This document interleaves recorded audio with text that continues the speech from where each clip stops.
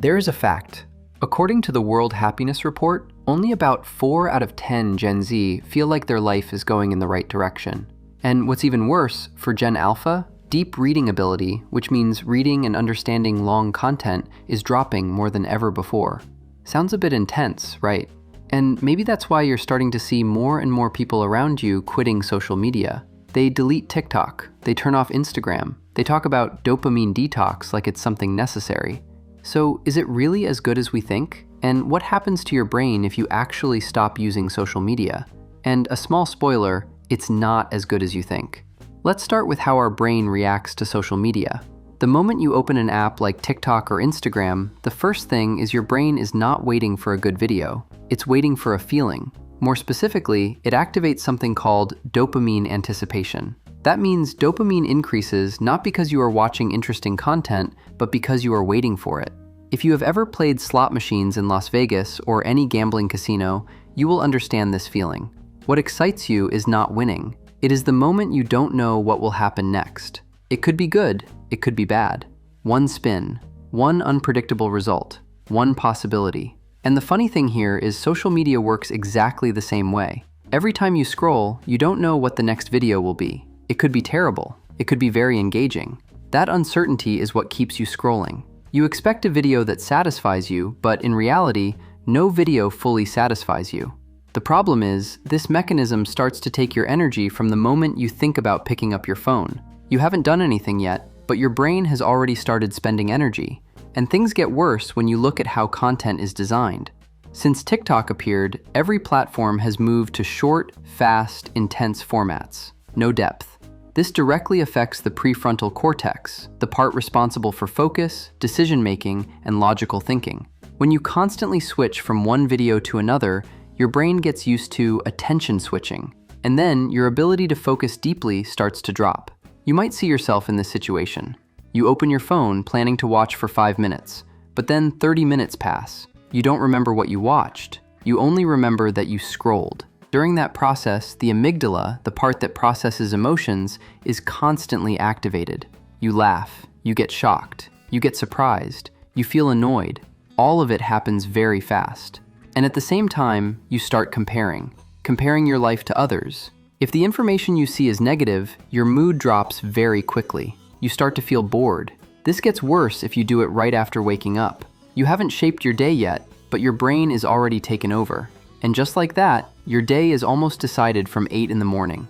And then, when you realize it, you have lost too much time. You stop. But when you stop, something else happens. Dopamine drops very fast. You feel empty. You feel restless. You want to go back. Your brain starts saying, just 5 more minutes. And you believe it. So what if you stop completely? Will you feel better right away?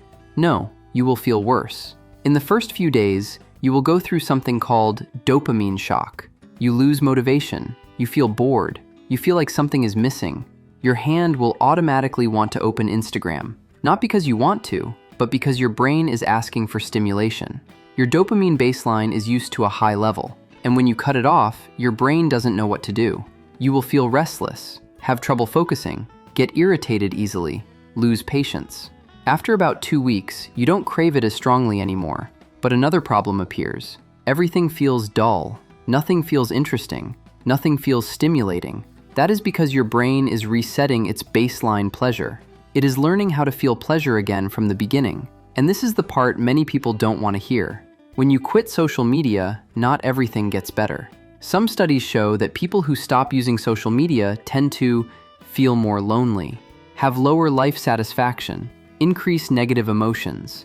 But if you get through that phase, that is also the time you are most likely to go back to social media. But if you replace social media with real-life connections, then your brain starts rewiring. Dopamine becomes more sensitive. You don't need big stimulation to feel good. The prefrontal cortex slowly recovers. You start to focus better. You think deeper. You will feel that things you used to think were boring now feel different. Life starts to have flavor again. In a very real way, you also start depending less on external stimulation. You don't need to constantly check your phone. And most importantly, you get back your deep focus. Before, your brain was used to constant switching. Now, you can stay with one thing longer. The prefrontal cortex works better. Attention switching cost goes down. You don't just focus longer, you start to think deeper. And one more thing, you become more present. Before, you were always looking for something new, a video, information, stimulation. But when you quit social media, you start noticing your surroundings. You experience things more clearly. This is related to the insula, the part that helps you be aware of yourself, and mindfulness, the state of being present. And that's when you are no longer chasing dopamine, you start controlling it. That's everything Paw has gathered about what happens when you stop using social media. If you think something is wrong or needs more, comment below. And if you realize that you are someone who dreams a lot but has never actually taken action, click the video on the right side of the screen. Paw signing out. Stay sharp, stay weird.